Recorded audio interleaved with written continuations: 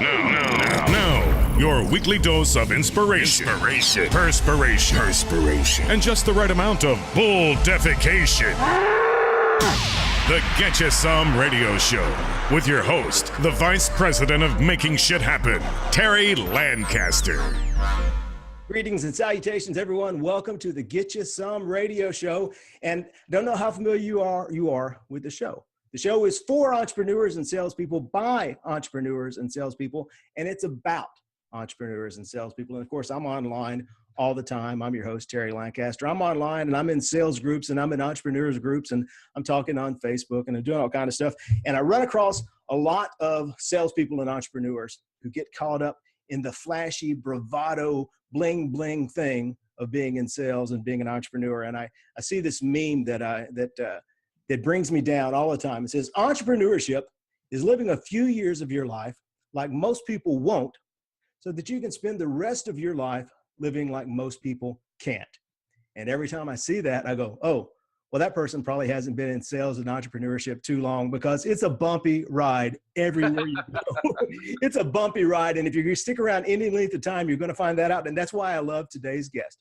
I picked up his book to get ready for the show. The book is called Shit Sandwich, and our guest is Steve Stauning. And we're going to have Steve on in just a minute to talk about the show and talk about his book, which, by the way, is the yellowest book I believe I have ever seen. But I picked it up and I turned to the first page, and the first page says, if you're successful, if you're in sales, if you're an entrepreneur, if you're a leader, if you have any success at all, your success is going to be equated to how much shit you eat every day, in big bites and in little bites. And the more successful you are, the more shit you're going to have to eat. And the longer you're in business, the more shit you're going to have to eat. There is no heaven at the other side of the pearly gates. It's a struggle each and every day. And every day you have to eat a shit sandwich. We'll be back with Steve Stauning to talk about that right after this. Being the boss is fun. Taking your ideas, turning them into something new, and watching it grow. Oh, it's a lot of work, but it's a lot of fun, until it's not. Most businesses reach a point where good ideas, common sense, and hard work just aren't enough anymore. They get stuck. Now, it's time to get unstuck. Unstuck 10 proven strategies for breaking through the barriers to small business growth. Get your copy today and get unstuck. Steve, how you doing, buddy? Terry, I'm great. Thanks for having me. Oh man, I'm glad to have you on the show. And I got to tell you, I did love the book. I was reading the book, and it is first of all, the concept is great. That just eat the frog. Was that was that Brian Tracy? Eat the frog every day. Yeah. You got to eat the frog, and that's what the book is. Eat your shit sandwich. And the book is in bite-sized bites, so you can read one chapter a day and go through your lessons. And I think you hit the nail right on the head, because so many people get caught up in this image of being successful, and the image of being successful and the reality of running your own business, of selling to a group, don't have a whole lot to do with each other. That's absolutely true. You know, one of the things about the book and the way it came about is we look at some of the success literature that's out there today, and unfortunately it's not creating more successful people like that. So, you know, there's still only one Grant Cardone. There's still only one Gary Vee. And while their books are great and they're helping people become better, people aren't becoming multi-millionaires over it. Some people just want to live a great life. And that's what Shit Sandwich was about. It's not about if what you want is to make millions, well, then it'll help you get there. But if you just want to live a great life, it'll help you understand that, like you say, there's no heaven at the end of this. We're always eating shit sandwiches. The bigger we get, the more shit sandwiches we have. Yeah, it's day in, day out. It's going to be a struggle, and that's what I tell everyone, that you can't get where you're going without starting where you are. And so many people look at the Grant Cardones and the Gary V's and they go, "I want to be that," and they skip all the little struggles and obstacles that you have to do, the years you have to put in, all the work you have to get, all the shit you have to eat to make that happen. So tell us about your story. How did you get here? What did you have to eat? You know, I grew up dirt poor, and if I wanted anything, I had to earn the money myself. So as young as 8, and I think I may have even been younger, but I was selling candy door to door when I was 8 years old. And it was 1971, so you could do that back then. It was fairly safe. After that, I had 2 paper routes. I ran one in the morning, one in the afternoon. I was always hustling, always trying to find a way to make a little bit of money so that I could have spending money. And that's sort of where I've come from. Nothing has come easy for me. Nothing's been handed to me. I went in the Marine Corps in 1981 when I graduated high school. I was a Russian linguist in the U.S. Marine Corps from 81 to 85. And that's really where I learned sort of discipline and dedication that I didn't have before that. Prior to the Marine Corps, I hustled, but I hustled out of necessity, right? And out of the need to earn a living. And then when I left the Marine Corps, there was a dedication in that as well. So prior to the Marine Corps, I took jobs for granted. I had some jobs only a day, right? I quit the first day because I knew I'd get another job. But after that, I understood that we have to eat these shit sandwiches. You can call it what you want, but that nothing is perfect. Nothing is the best situation ever. Everything has its ups and its downs, and a lot of times there are more downs than ups. And so when I left the Corps, I put myself through college. I had lots of jobs in college, but my first job was selling cars. And if you want to eat a lot of shit sandwiches early on, start selling cars. In 1985 was great. We all made money in the car business. There was no internet, so it was pretty cool back then. Today, my passion is really about challenging leadership roles. So while I do a ton of public speaking and I do a lot of training and consulting with businesses, I really enjoy sort of assembling a team and taking on those huge issues that seem insurmountable to the people who are closest to those issues. I live for turning around small divisions or even large companies. And that's sort of where I've taken my consulting and my training to today. And, all of that goes back to an 8-year-old carrying a dirty box of chocolate, going door to door, selling it to people who frankly didn't want to see me and didn't want to buy from me. Yeah. Well, I think that I tell my kids that the greatest skill you can ever have, and I don't know how much this is sunk in, but I say it every day if they'll listen, the greatest skill you can ever have is the ability to talk someone else into giving you money. And they must have gotten pretty good at it. They can talk me into giving them money. So we have to see how they do with everyone else. But then that's a skill that we had to learn early on as children of the 70s and 80s. I didn't sell candy door to door, but I carried a milk jug full of gasoline around East Nashville, knocking on doors and mowing lawns. And that's how that's how I got through and put myself through college and did all this stuff. And I think that's a skill that again, so many people overlook that the obstacles that you have to get through because they get caught up in the glory and the image of being successful. And so one of the things, a couple of the chapters that I liked in the book, where you had a couple of chapters about image, about presenting yourself as successful and neck tattoos. Tell us about how image can go into building your success. We would all like this utopia where everyone could be themselves and show up at work and dress how they want and look how they want. But the fact is that as human beings, we judge others. We've always done that. The only reason you and I are alive today is because our ancestors didn't trust people from other tribes, right? And so those who did trust unconditionally were killed, right? They were run over. And so the point is that we've been bred over the years to like people who are like us. And I'm not talking about color, race, any of that stuff. What I'm talking about is, say, the neck tattoo. The chapter of the book is Nothing Says Don't Promote Me Like a Neck Tattoo. And the idea is, unless you're Allen Iverson, and even he's having money troubles today, but unless you're at the pinnacle of your career, you don't get to be yourself. I shaved this morning. I just got back from a cruise and I had a good little white beard going. But I shaved today because the image that I want to present to your audience and to my future business partners is that of a clean-shaven person, a businessman. And so while I would love to grow my hair long like I had it in 8th grade or high school, or while I would love to not shave for weeks on end, the fact of the matter is I have to conform. And that conformity is not a bad thing. That conformity helps me reach my goals. And it's a shit sandwich that I have to eat. I didn't want to shave this morning, but I did. And it's, these tiny things and these image things are so often what hold us back. And I think the example in the book, was about a mechanic who's fantastic. He's never going to be the shop foreman because he's got that neck tattoo. And that's what people see first every time they look at it. Well, one of the things I like to talk about is how things have changed and how much they've stayed the same. And we talk about an image, and you are the clothes that you wear, and the clothes make the man, or in some cases, the neck tattoo make the man. But in today's reality, so many of our first impressions happen online. So how do you think this problem with neck tattoos and presentation, how is that translating into the new reality where everyone meets on Facebook and jobs happen on LinkedIn and you are who Google says you are? You know, interesting. It really means that we have to watch ourselves because, as you know, companies are using your social media profile to decide whether to hire you, to do business with you, to see what you're up to. People are being fired based on what they post on social media. And all of those things mean that we have to eat more shit sandwiches, right? So in the old days, 1971, selling candy door to door, I would never call a customer a name, right? Or, if somebody was a jerk to me, I would never say it to their face while I was at their door. But I could certainly go home and tell my dad, hey, yeah, there was this asshole up the street. Of course, I didn't use that word Not to dad, anyway. As an 8-year-old, no, yeah, not to dad.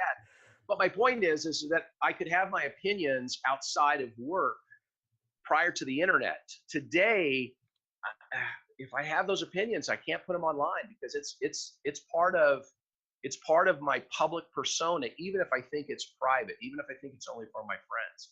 And so all of those image things, they roll together. Listen, is it fair? Is it fair that people judge you because of your neck tattoo? No, it's not. It's reality. And sometimes, most often, reality's not fair. And that's kind of the big message in Shit Sandwiches. Life's not fair. It is what it is. And that's, that's the way it is. If you want to be successful, understand that piece, right? Learn to play the game. Yeah, well, and it's not fair. Not the old 9 to 5 is now the 24/7. There's no such thing as privacy anymore. And I see so many people bad mouthing their bosses and bad mouthing their customers on Facebook, like this doesn't get back to them. Like everyone doesn't have the internet. Right. I don't understand it, but that is a shit sandwich I have to eat. I love my opinions. I absolutely love my opinions.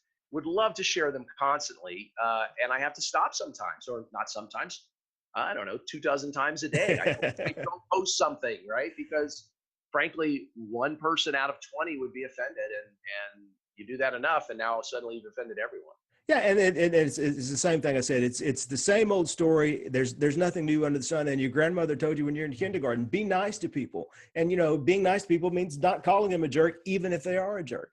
And so if your grandmother knew this 100 years ago, and she knew not to say it at church or at school, at the PTA, in front of everyone, but now it's the exact same thing, except we have the opportunity, a bigger microphone, to call people jerks.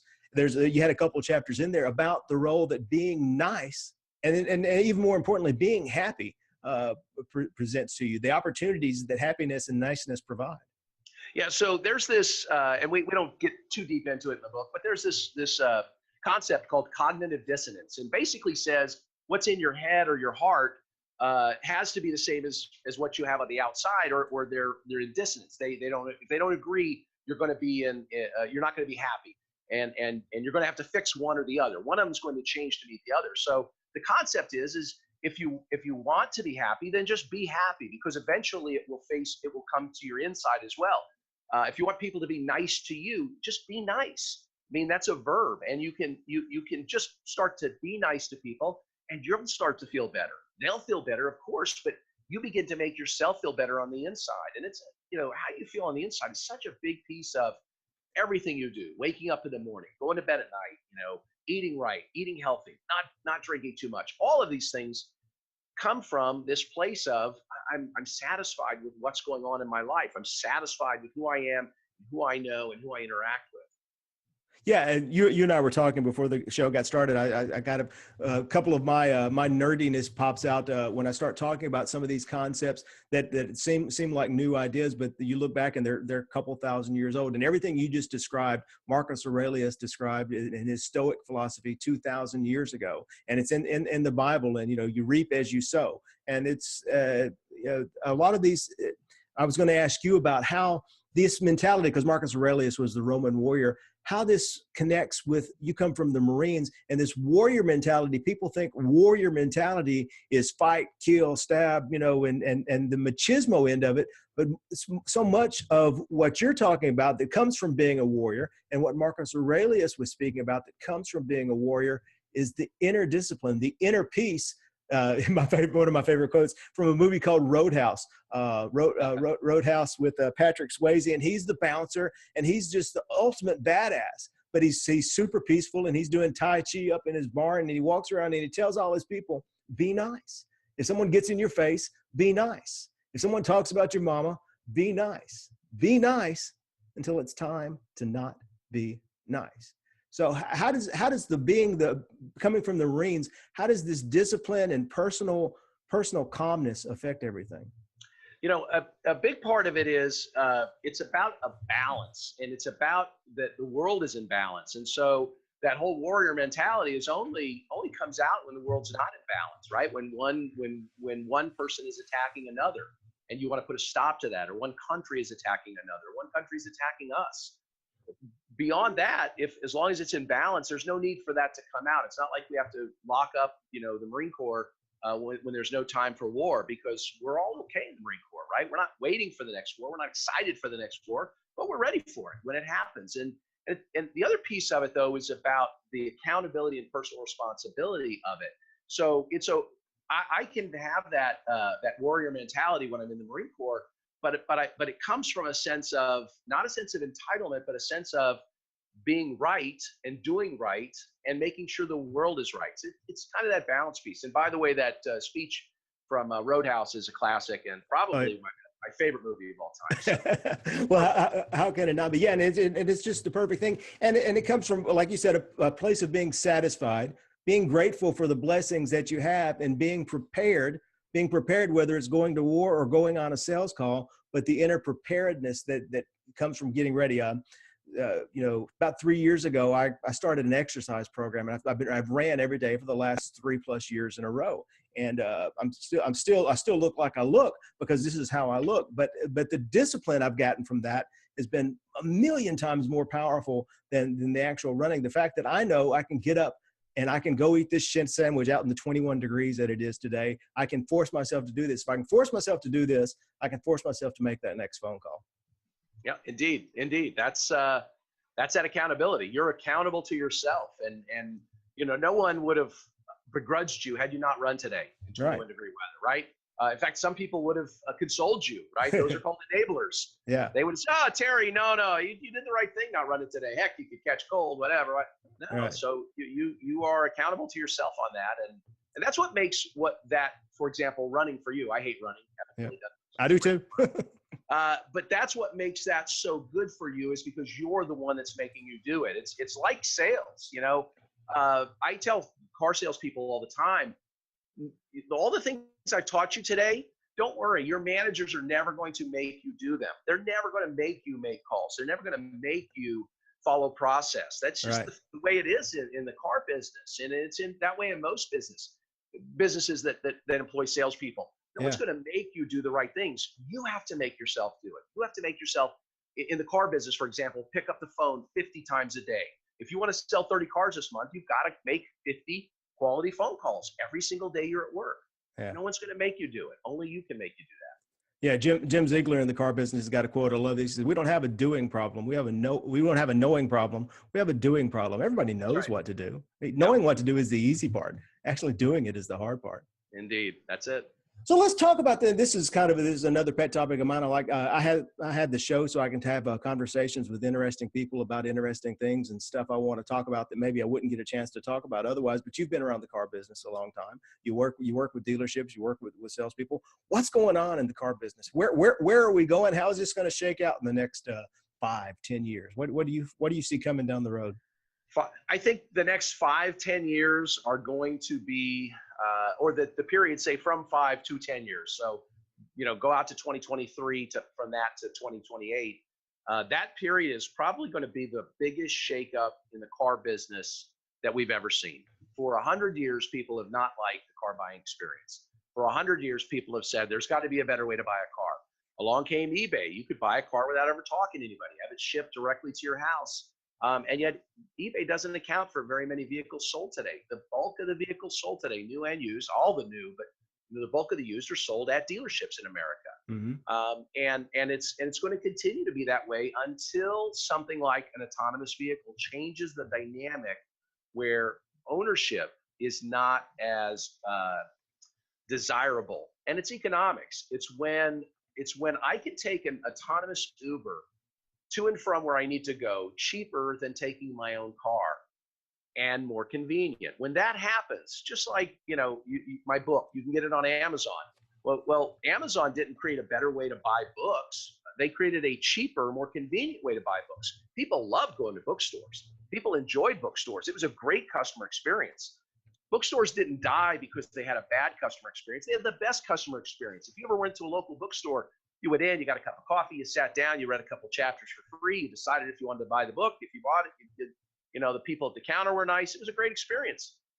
Amazon comes along, undercuts their price, and makes it convenient where you can buy it from home. Guess what? No more bookstores. And so that's what's going to happen to dealers. There's going to be a time when ownership is more expensive and less convenient than the other options, which will be some form of public transportation, whether autonomous Ubers, autonomous buses, whatever that is. So that's going to be the big. Yeah, and I agree. I don't know when it is, but I'm pretty sure that's what it is. If you're a guy and you're selling cars, or you're a sales manager at a Ford dealership in Tacoma, Iowa, and you're making a good living, and you're doing okay, but you look out and you see this tidal wave coming 5, 10, maybe 15 years down the road. What do you do now to start getting ready for that? So number one thing I do is I'm always driving my own up bus, right? So in the car business, we call it an up bus, the people who come into the dealership, they're your next up. And we have this mythical bus that delivers them.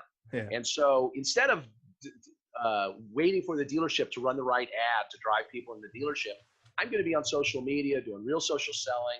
I'm going to be doing all the things that I can do to generate my own business. Just like that guy, when I started and when I sold my first car in 1985, there was this little old guy named Joe, sat in the back corner, had the little recipe box, and he would go through and he would pull out his prospects out of this little recipe box and call them. And he ran his own business. He ran 100% referral business, sold 35 cars a month.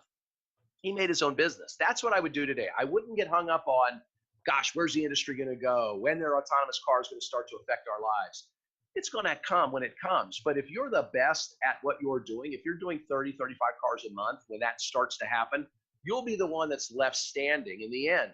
And not all dealerships are going to go away. Right. I mean, we're going to be trading used cars for 20 years from now. So unless you're 18 starting in the business, you've probably got your career covered staying in autos. Right.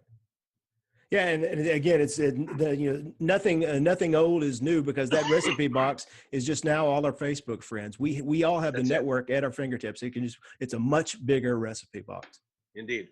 All right, so let's talk about my action step. I promised everyone who watches the show is for entrepreneurs and salespeople. It's about creating health, happiness, and prosperity. It's about creating a better business, but also about building a better life. And I promise everyone that if they'll give me 30 minutes of their life, if they'll watch the show for 30 minutes a week, I will give them one thing that they can do today, that they can turn off their phone, put down the show, and start implementing in their business and their life to make their lives better, to make their business better, to create more health, happiness, and prosperity. So what's one thing we can do today to start making things better? So I gave this some thought, like I do everything, but the idea is I want to give you the one thing. And if I had only one thing, it would be this. Stop planning and start doing, okay? Too many business people become paralyzed by planning. Listen, planning's important, but for 99% of the things that we do in life and in business, it's overrated and overused. Let's create our goal, whatever our goal is. I want to make $1 million next year. Great. Whatever that goal is, let's pick it. One goal. And then start doing. But weigh everything against the goal. I'm going to do A to help me reach my goal. If A helps me reach my goal, then I will do it. If I say, doing A won't help me make $1 million next year, then I just don't do it. Instead, what we see is people making these plans and plan after plan. We talked about social selling a minute ago. I've taught real social selling to rooms filled with 200 salespeople. And then I went back to those 200 salespeople 2 months later to see who had actually done a Facebook Live video. And it's generally about 1 or 2, literally 0.5% to 1% that have actually done a Facebook Live video after I taught them how to do it 60 days prior. Right. Why? I've been thinking about it. I've been trying to work on something. I want to have the right concept. No, just do it. Just throw it out there. like Gary Vee talks about, just create a bunch of content and throw it against a wall and see what sticks. Whatever it is you want to do, stop planning and start doing. It's as simple as that. I mean, that's the essence of hustling, and that's where I came from prior to the Marine Corps. But that is, you're always moving, and you're watching things fall into place or not fall into place, but you're not hung up on that, and you do it as you go. So my advice is to stop the planning and just start the doing. Start moving in that direction, whatever direction that is. We talked about Gary Vaynerchuk. We talked about Grant Cardone. We talked about Marcus Aurelius, and now you're talking about my all-time favorite philosopher, Mike Tyson. Mike Tyson says everybody's got a plan until they get punched in the face. That's and it. There's no, the plans last until the first bullet's fired. And planning and perfection is just a fallacy, and it's procrastination. Planning is procrastination. People, they put it all in their mind and run their mind over it, so they don't actually have to do anything. You take anybody that's successful, and we talked about Grant Cardone, we talked about Gary Vee, and look at where they are today, and then ask them 10 years ago, is this where you saw yourself? Not how much money you have, but doing what you're doing. And the answer is going to be no. Yeah. I mean, the answer is no, I really didn't see, because what happens is when you're doing, the opportunities start to appear. It's crazy. Yeah. You can spend every Saturday and Sunday golfing for 6 hours with your buddies, or you can spend every Saturday and Sunday doing something, writing a book, recording videos, doing whatever it is, learning some skill set that you don't have yet. Whatever those things are, you start doing that, and amazingly, the opportunities just start to present themselves. Opportunities that you didn't even think about when you started down that road. You can plan yourself to death and never reach those goals, or you can just start doing, and the actions will begin to take care of your plan. I tell everyone, it's like going down a hallway. Once you first start taking those first steps, there's doors that appear to you, and you couldn't see those doors from the other end of the hallway. You have to actually have to take a couple of steps before you can get there. That's perfect. So one of the things that people can do today is they can order them a copy of Shit Sandwich. Tell us how to get a copy of the book. Tell us how to get in touch with you. Tell us what you can do for us. So to buy the book, you can just go to Amazon.com, type in Shit Sandwich or Steve Stauning. And please enjoy the book from there. To connect with me, to learn more about me, to do any of my free training, I have free video training on stevestauning.com. Interestingly, I'm the only Steve Stauning in the world, so it's very easy to find me on LinkedIn or Facebook or Twitter. Just type Steve Stauning and you'll find me on all of those. You can read my blog at askthemanager.com. That's askthemanager.com. I also write for CarBiz Today and for the Dealer Refresh blog. Like I said, you can buy my book on Amazon, and I think if you want to see, and I'll be actually signing, if you're a car dealer, not in the car business, but a dealer or manager of a car dealership, I will be signing copies of my book at NADA with a vendor partner at their booth, but that's a secret right now who it is. So I can't release who it is. That's in March in Vegas, yeah? That is in March in Vegas. And then I believe I'll be speaking at the Innovative Dealer Summit in Denver in April. Yeah. But that's not, they haven't announced the speakers yet, but most of or all of my other 2018 presentations and keynote speeches are all private affairs. So if you really want to connect with me on LinkedIn, connect with me on Twitter and on Facebook. Happy to connect with everybody out there. I'll help you any way I can. All of my training is free online. I don't sell any of my video training. It's all at stevestauning.com, mostly sales training with some leadership stuff and customer service as well. So, all right. So I appreciate your time. Anything you want to leave us with before we go, Steve? No, just, buy the book, because if you don't, I can't make $1 million on the book. So there you go. There you go. Buy Steve's book. Steve, I appreciate your time. Thanks for being on the show. Terry, thank you so much. Take care, buddy. Bye now. Get You Some Radio. You've been listening to the Get You Some Radio Show. Subscribe today at terrylancaster.tv to hear more episodes, win valuable cash and prizes, and get free training to help you create an army of buyers who know, like, and trust you before they've ever even met you. It's a big, wide world, boys and girls. Get out there and get you some.